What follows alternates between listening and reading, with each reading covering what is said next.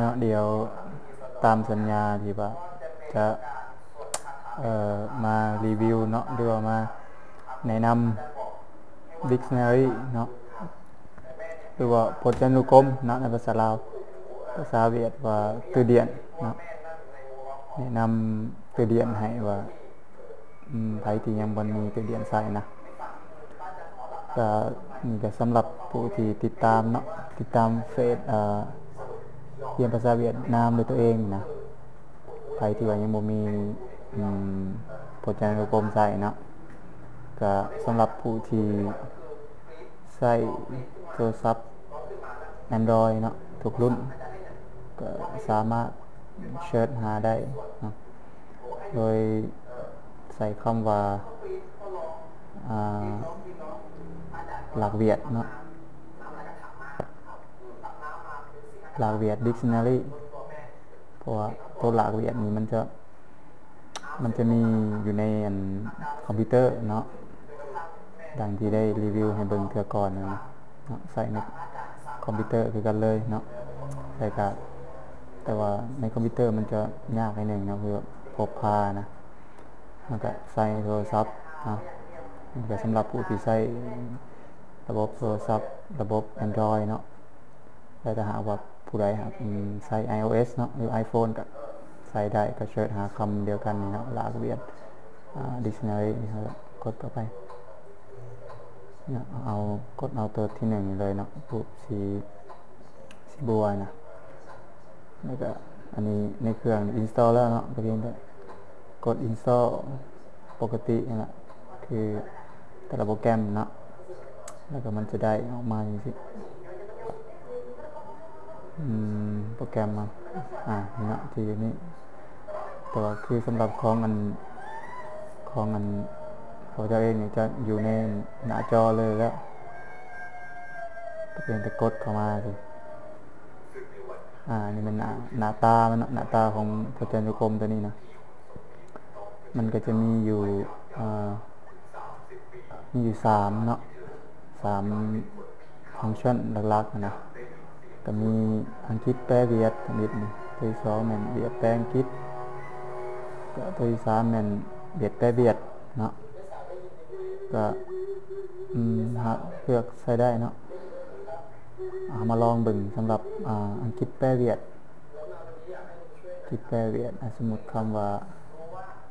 คำนี้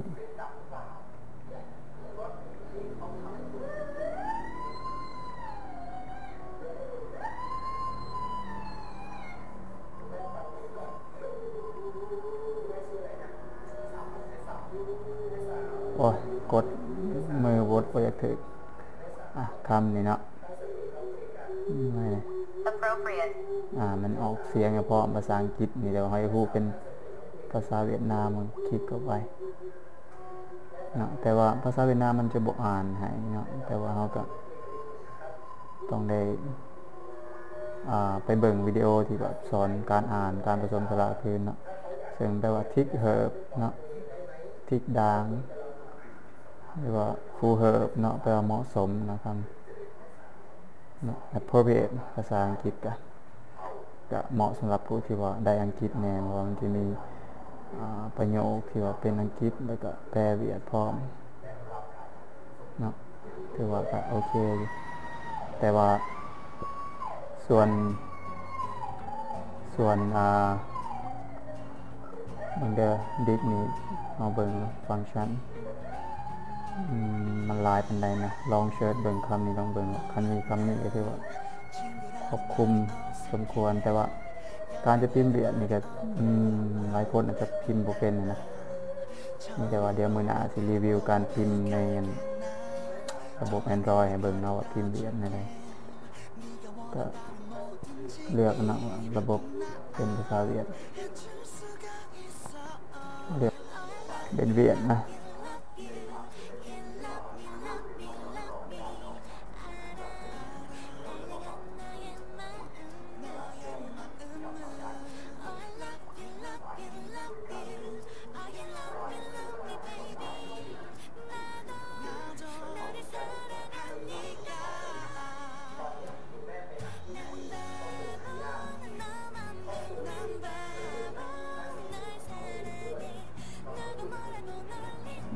พิมพ์ยากๆหน่อยหนึ่งเพราะมือหนึ่งจับกล้องมือหนึ่งจับพิมพ์กัน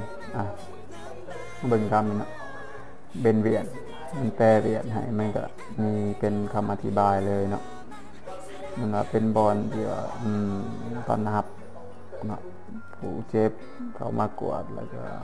ปิ่นปัวเนาะนี่แมนเบียดนะนั่นก็โอเคเลยแหละดีตัวนี้เนาะคือมากสำหรับผู้ที่กำลัง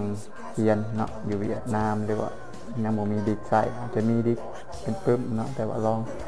โหลดตัวนี้มาใส่เบิ่งเนาะแต่ก็สำหรับผู้ที่สนใจอังกฤษเนาะมันก็มีอังกฤษเวียดปนเลยแต่ว่าที่ว่าเป็นดิกที่ว่าเป็นดิกเวียดแปลลาวแปลเวียดนี่บ่ฮู้ว่ามีบ่เนาะบ่ได้ลองเสิร์ชดูว่าเวียดไทยนะจะง่ายสำหรับผู้ที่บ่ได้อังกฤษนะถือว่าโอเคการรีวิวของมื้อนี้เนาะรีวิวเกี่ยวกับพุทธนุกรมรถคันนี้คือว่าไปที่ยังมันไลค์ก็ไปไลค์เลยเนาะอยู่ที่นี่เรียนภาษาเวตัวเองบ๊ายบายเนาะ